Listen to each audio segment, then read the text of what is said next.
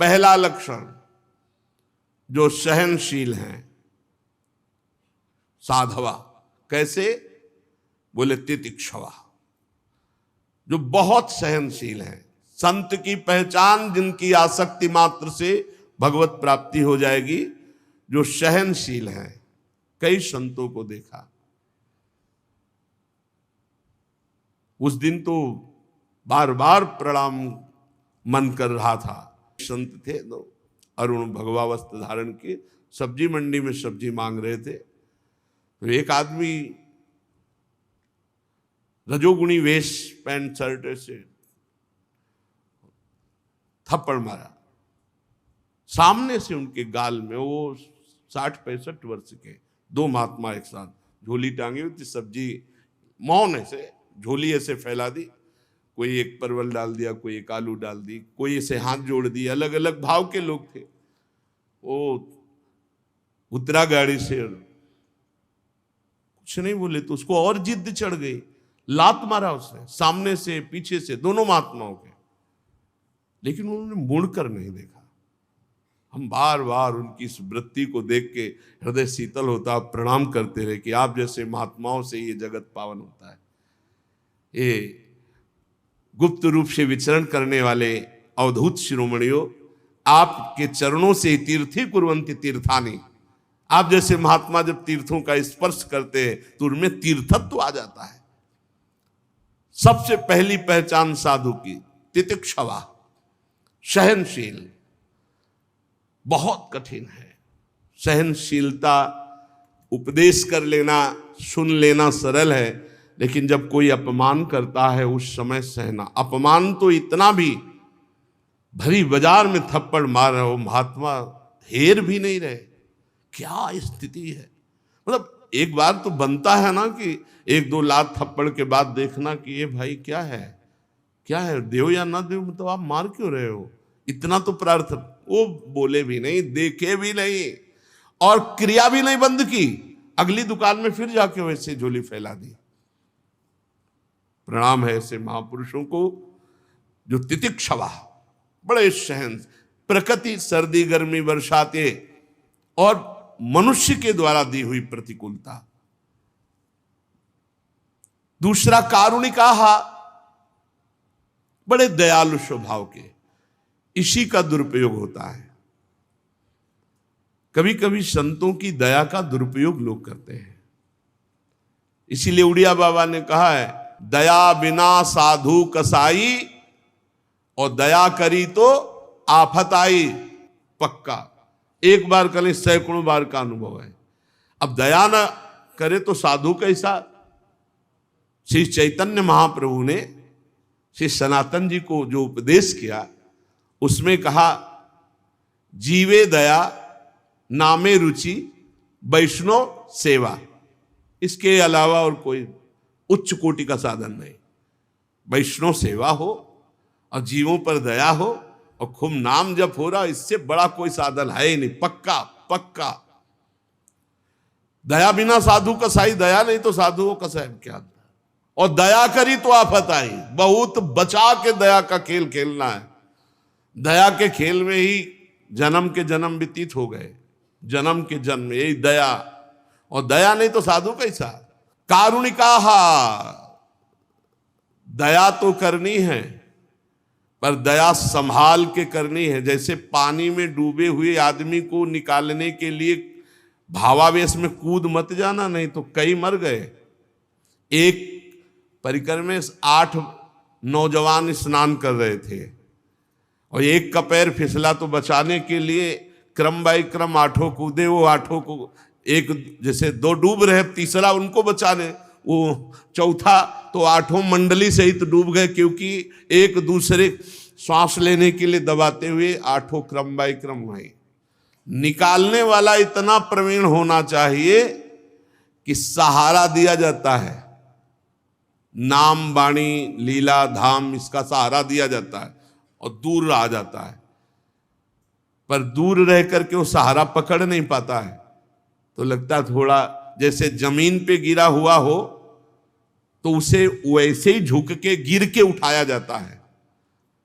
तो गिरने वाला यह ना समझे कि ये गिरा है, नहीं, वो तुम्हारे उठाने के लिए झुका है, लेकिन भ्रम ये हो जाता है कि ये मेरी क्वालिटी का क्योंकि गिरा है, बस वही चूक हो जाती है। साधु को साधु ना समझ करके अपने समान समझ लिया जाता है तो उनकी दया का दुरुपयोग होता है। कारुणिकाहा, दया तो करनी पर बहुत संभाल के करनी है। ये जीवन भर ध्यान रखो तुम्हारी भाव में कभी मृदुता ना आने पावे। भाव में थोड़ी सिकुड़न बनी रहनी चाहिए। जब किसी से बात करो उसको लगना चाहिए ये ज्यादा बात करोगे तो गुस्सा ही आने वाली है, बच जाओगे। हम जो आपको बता रहे, वाणी जी जो कह रही वो सिद्धों की बात कह रही, साधकों की नहीं। साधकों को हंस बोले बहुमान दे में नहीं आना। करुणा तब स्थिति जब भगवान तुम्हारे नेत्रों में सामने दिखाई दे रहे हो तब हमें लगता, नहीं तो तब तक चुपचाप साधन में लगो, ज्यादा दया वाले मार्ग में ना जाओ, नहीं तो बहुत ही गड़बड़ हो जाता है। बहुत विचित्र दया है। इस दया रूपी फांसी से भी बचो। यद्यपि ये साधु का सद्गुण है, साधु का स्वभाव है, साधक का स्वभाव है दया करना, पर फंसा भी देता है। बहुत बचा के तो कह रहे हैं कि संत जिनसे हमारी आसक्ति मात्र से भगवत प्राप्ति हो जाएगी वो तितिक्षवः और कारुणिकाः, दयावान हो। सुहृदा सर्वदेहि नाम, उनका किसी से अपना परायापन नहीं होता, सबके प्रति प्यार होता है। पर जो जितना समर्पित होता है वो उसी प्यार को समझ पाता है। जैसे भगवान कह रहे हैं सब मम प्रिय सब मम उपजाए, सब मेरे प्रिय सब मेरे उपजाए हुए, सब पर मोर बराबर दया। पर जो भगवान का भजन करते हैं, आश्रित है, वही उनकी कृपा और दया को समझ पाते हैं। ऐसे ही भगवान के जो प्रेमी संत जन होते हैं अहेतुकी दयालु होते हैं, पर जो उनकी आज्ञा का पालन करता है, उनके अनुसार चलता है, वही उनकी कृपा और दया का भाजन बनता है। अजात शत्रवः, भगवत प्रेमी महात्माओं का कोई शत्रु नहीं होता। एक बार ढूंढी घाट है, वहां के महाराज जी श्री स्वामी आत्मा प्रकाश जी महाराज, हनुमान जी का ऐसा वैभव है, मतलब विशाल हनुमान जी और विशाल मुकुट, विशाल छत्र और सब स्वर्ण की। तो वहां के आसपास के गांव के ही 5-7 लोग रात्रि में अजात शत्रवा की बात बता रहे, चोरी करने आए। तो हनुमान जी के मंदिर को पीछे से काट लिया, और वो जो स्वर्ण के छत्र और ये सब उठा लिए। अब उठा तो लिए, पर किसी की चाल नहीं, चल नहीं सकता कोई। अब ना रख सकते हो ना कुछ। सिद्ध महापुरुष सिद्ध हनुमान जी वैसे लिए खड़े रहे। रात्रि के 2 बजे गंगा स्नान करने सर श्री स्वामी आत्मा प्रकाश जी, वहां किसी का प्रवेश नहीं। तो एक बार गंगा जी की प्रणाम करके फिर हनुमान जी तो देखा उधर कुछ, तो शंका हुई, वहां वैसे गए, लगोटी लगाए, देखा, अरे भाई छोड़ दे, सब छोड़ दे, भाग जा, हनुमान जी का अपराध बन। उन लोगों ने बहुत पीटा, स्वामी जी को बहुत पीटा, मतलब वो अपनी जान में मार ही डाले से। स्वामी जी जो गए सो सब रख दिए, पर स्वामी जी को पीटा। अब जब सुबह हुआ, जो नित्य सेवा, वो जब देखा ऐसा सब बड़े बड़े अधिकारी कानपुर के, स्वामी जी आप बता भर दीजिए, थोड़ा सा बता दीजिए। और स्वामी जी को पूरा पता था। स्वामी जी ने कहा हमें कोई पता नहीं किसने मुझे मारा है, सब कर्मों का भोग है, शरीर का कोई कर्म होगा उसी, बहुत और कृष्ण शरीर तपस्वी। अजात शत्रवः, भगवान के प्रेमी जन, भगवान के संत जन कभी किसी को अपना शत्रु नहीं मानते कि वो तप बल के द्वारा या किसी समाज बल के द्वारा या पदाधिकारी बल के द्वारा उसको दंड दिलवा दे। जिनका शत्रु हुआ ही नहीं सृष्टि में, उसे अजात शत्रु कहते हैं। अपने यहां सेवक वाणी में लिखा है, हरिवंश नाम लीन जे अजात शत्रु ते सदा। जो नाम में निरंतर लीन है उनके हृदय में शत्रुता रहती ही नहीं, पूरे विश्व में उनका कोई दुश्मन नहीं होता, भले उनसे कोई दुश्मनी माने नहीं होता। अजात शत्रव और शांताः, सबसे पहला भाव है अपने यहां शांत भाव, शांत, दास्य, सख्य, वात्सल्य, गोपी भाव, सहचरी भाव, शांत भाव। शांत वही है जो हर स्थिति में शांत रहे। द्वंद्वों में समता ही शांति है। सेवक जी महाराज सेवक वाणी में, शत्रु मित्र सम जानी, मान मान अपमान सम, दुख सुख लाभ न हानि, यह है शांत भाव। शत्रु मित्र में समान भाव, मान अपमान में, निंदा स्तुति में, लाभ हानि में, सुख दुख में शांत, किसी भी स्थिति में अशांति नहीं, शांत किसी भी स्थिति में। बड़ा कठिन बात है, कहते गए निंदा स्तुति में कुछ नहीं, सामने से जब कोई गाली देता है ना और निंदा करता है ना, फिर हृदय में बिल्कुल कुछ नहीं होना चाहिए। जैसे हमारे सामने कोई दूसरी भाषा में हमें गाली दे तो हमें कुछ नहीं होगा, क्योंकि हम समझते नहीं क्या बोल रहा है। जब हमारी भाषा में हमको गाली दे और हम समझते हुए भी हमारे हृदय में कोई परिवर्तन न हो, कोई क्षोभ न हो, कोई स्थिति न भी, बड़ा कठिन बात है।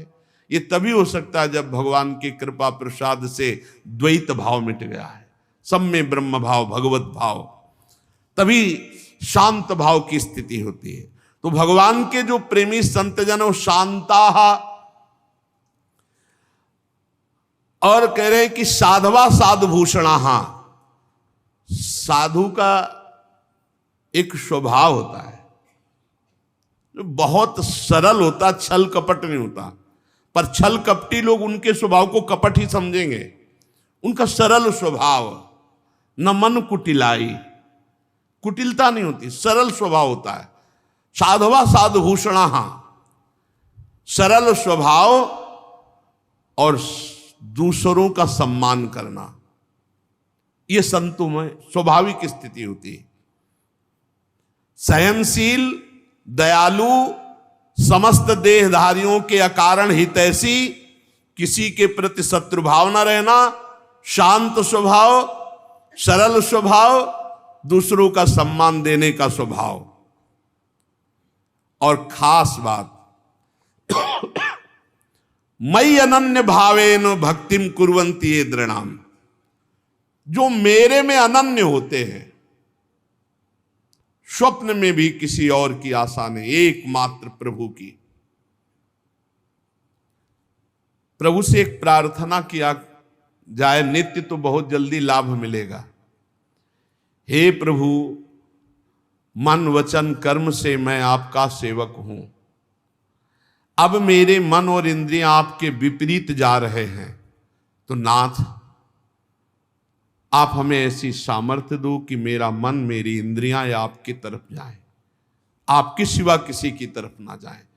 प्रभु शरणागत रक्षक हो, आप हमारी रक्षा करो, हमारी इंद्रियां, हमारे मन गलत मार्ग में जा रहे हैं। नाथ, कहीं अविश्वास ना पैदा हो जाए, इनके द्वारा रचे हुए षड्यंत्र में कहीं मैं फंस न जाऊं। प्रभु कृपा करो। रोज 1-2 मिनट तो प्रार्थना करनी ही चाहिए। संत जन जिनके शरणागति मात्र से, संग मात्र से भगवत प्राप्ति, बोले मयि अनन्य भावेन भक्तिम कुर्वन्ति ये दृणाम, मेरे में अनन्य भाव, अन्य कोई मंत्र, अन्य कोई तपस्या, कोई बल, कोई योग, कुछ नहीं। बड़े प्रलोभन आते हैं जीवन में,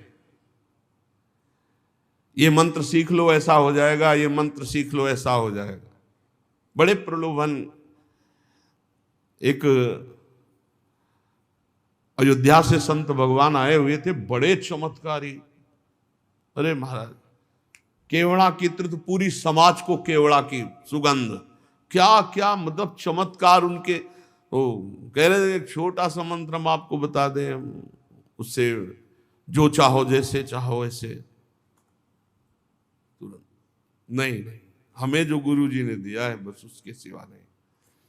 ये सीधी बात राधा राधा राधा राधा राधा, प्यारी जो मैं आपकी शरण में, इससे बड़ा कोई मार्ग नहीं है।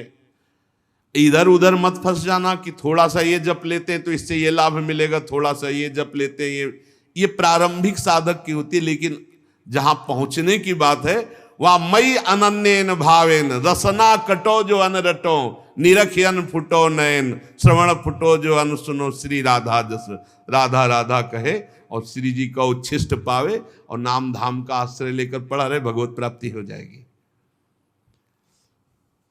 कैसे भगवत प्रेमी संत जन हैं? बोले मई अनन्येन भावेन भक्तिम कुर्वन्ति ये दृढ़ाम, वो सुदृढ़ अनन्य भाव से मेरे में प्रेम करते हैं। बड़ा चमत्कार है। एक बार श्री ज्ञानदेव जी और श्री नामदेव जी ब्रज भ्रमण के लिए आए हुए थे, तो प्यास लगी, तो ज्ञानदेव जी तो महान योगी, सूक्ष्म रूप धारण किया और कुएं में जाके पानी पी के आ गए। नामदेव जी से कहा कि आप भी, तो उनका अब हमको तो ये सब योग आता नहीं है, विठ्ठल विठ्ठल विठ्ठल। जैसे ही विठ्ठल विठ्ठल कहना शुरू किया, कुआं का पानी उठा और सामने से प्रवाहित हो गया। ऐसे कर तुम अकर तुम अन्यथा कर तुम, भगवान के नाम में अपार सामर्थ्य है।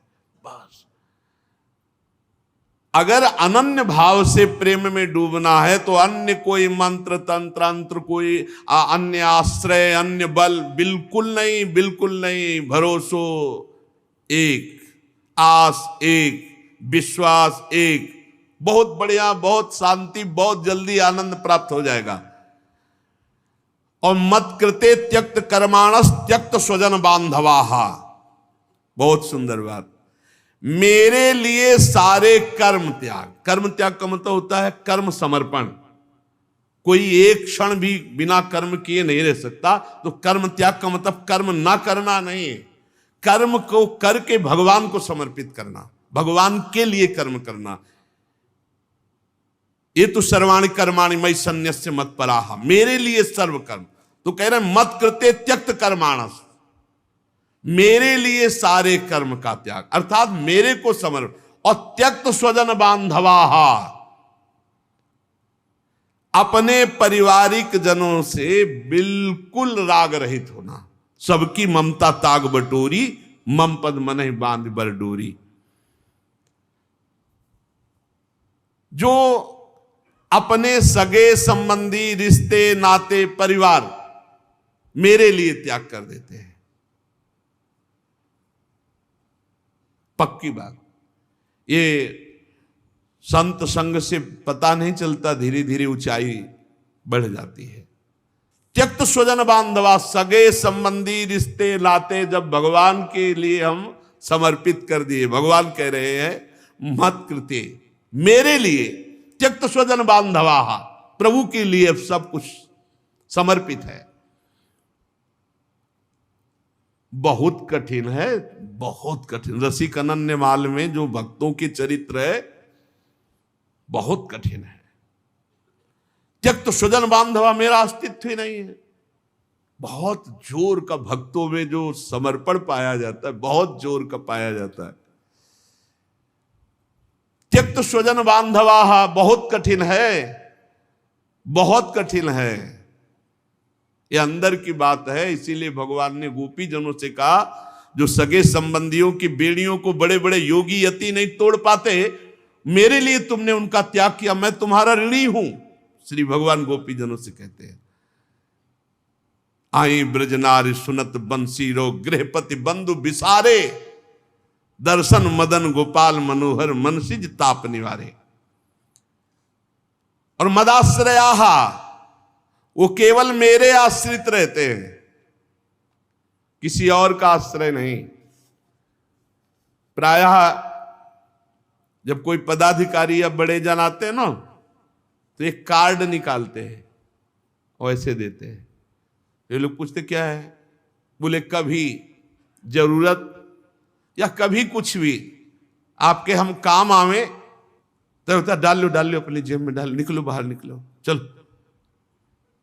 मदाश्रया।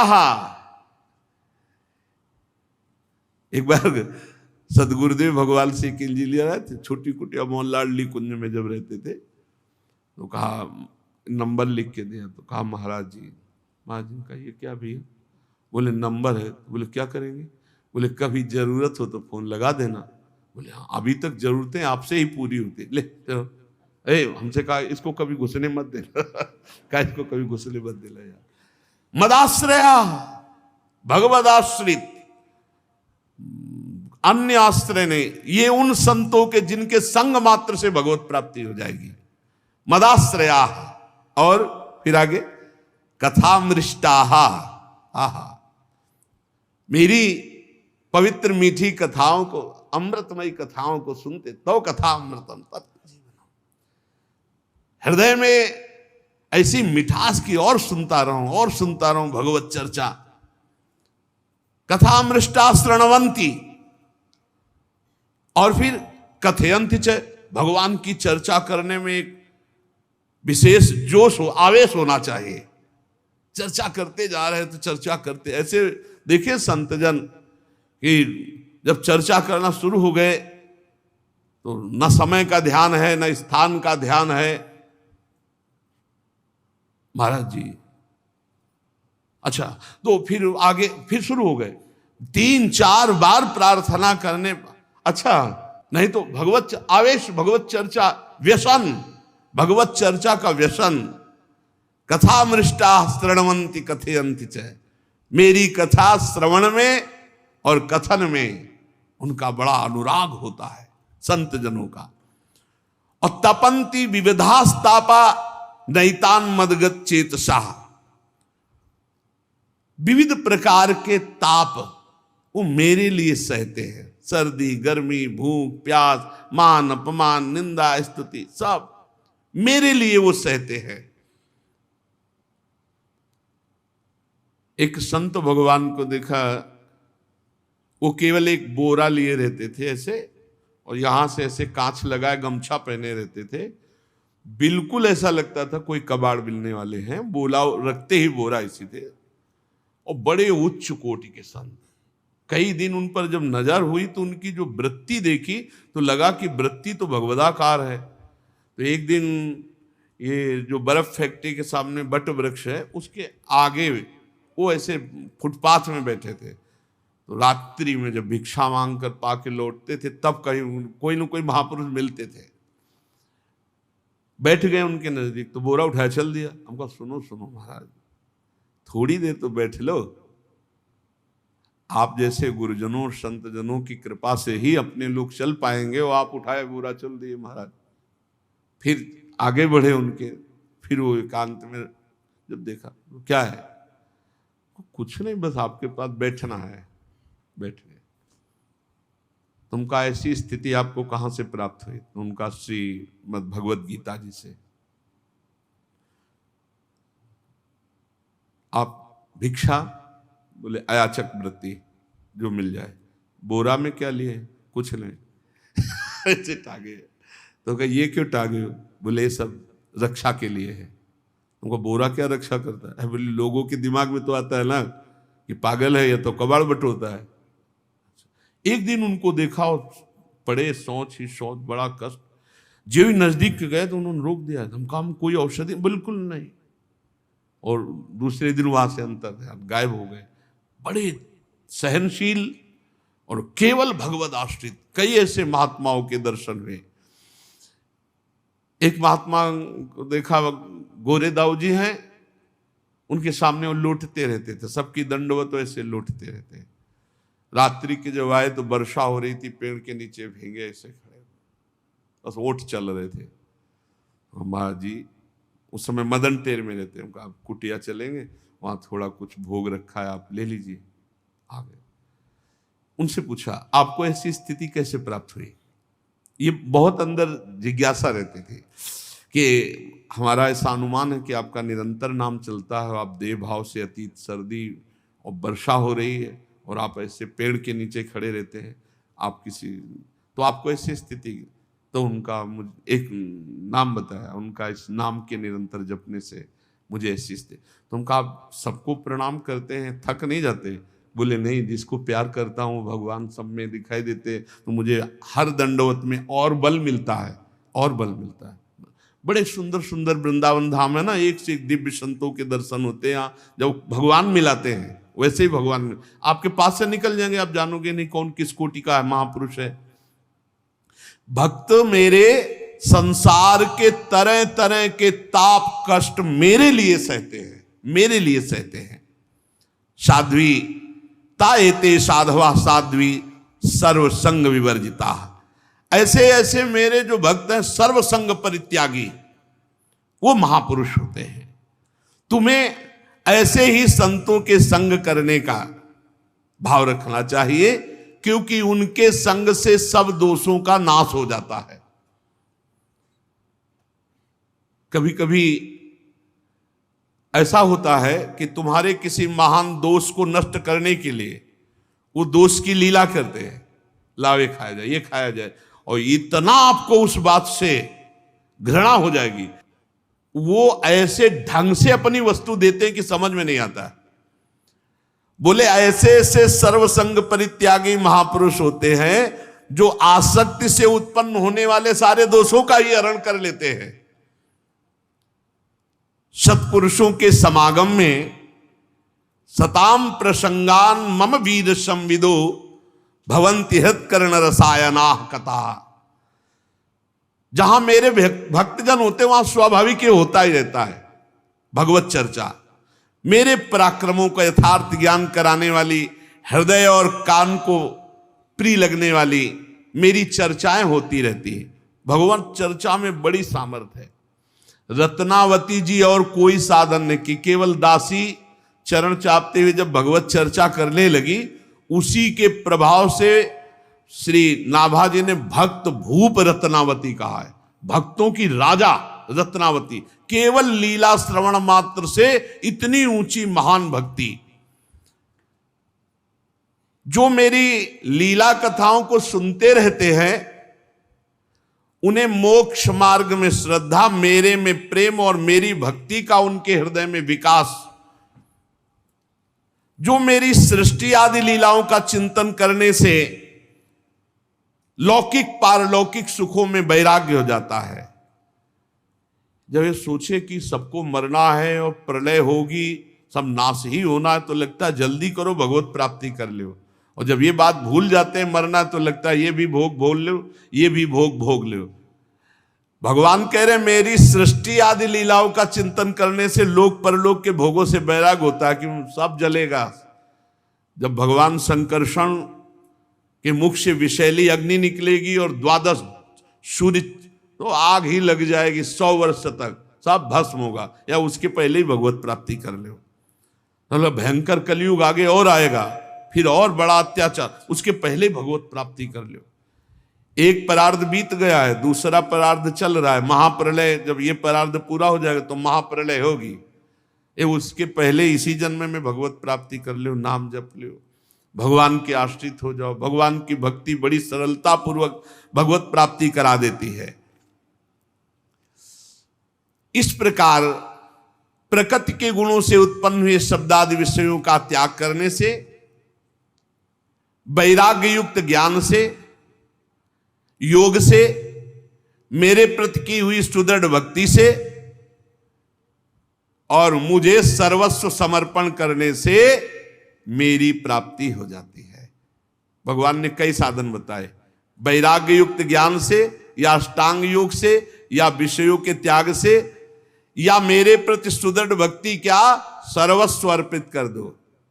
हे नाथ मैं आपका, वो संभाल लेंगे, लहर लहर हरि आप संभालें, हरि आप ही उतारे तेरा भार, उदासी मन काहे को करे, तेरा राम जी करेंगे बेड़ा पार। पक्का विश्वास कर लो, भगवान के भरोसे हो जाओ, सब संभाल लेंगे। अपने तो कह रहे हैं, हम बार बार कह रहे हैं, अपने कुछ कर सकते हैं तो बिगाड़ कर सकते हैं और कुछ नहीं कर सकते। हम तो अपनी बात कहते हैं, आप अपनी जानो। अगर हमको कहा जाए कि तुम क्या कर सकते हो, तो हम बिगाड़ कर सकते हैं। स्वामी हरदास जी भी महाराज कह रहे हैं, मोह सोना बिगाड़न को तो सोना संवारन को। संवार सकते हो तो प्रभु आप संभाल सकते हो, और कहो तुम करो तो तोड़ फोड़ जरूर कर सकते हैं, आपके विधान में तोड़ फोड़ कर सकते हैं। हम तो उपद्रव कर सकते हैं, संभाल आप सकते हो। अब संभालना पक्की बात है, उपद्रव हमारी तरफ से होगा और संभाल आपकी। तो सो ना संवारन को, मोसो ना बिगाड़न को, तोई मोई पड़ी होर, कौन धो जीते कौन दो हारे, पर बदी न तोड़ हमारी आपकी चल रही। आप संवारते संवारते हार गए और मैं बिगाड़ते बिगाड़ते जीत गया, बस इसी में जीत है। हे नाथ, मैं जैसा हूं आपका हूं, ये भाव और निरंतर नाम जपने का अभ्यास, और इसी जन्म में हमें भगवत प्राप्ति हो जाए ऐसी थोड़ी लालसा, तो भगवान की कृपा से, भगवत प्रेमी महात्माओं के संग से ये जन्म हमारा सार्थक हो जाएगा। शेष चर्चा आगे। श्री राधा वल्लभ लाल की।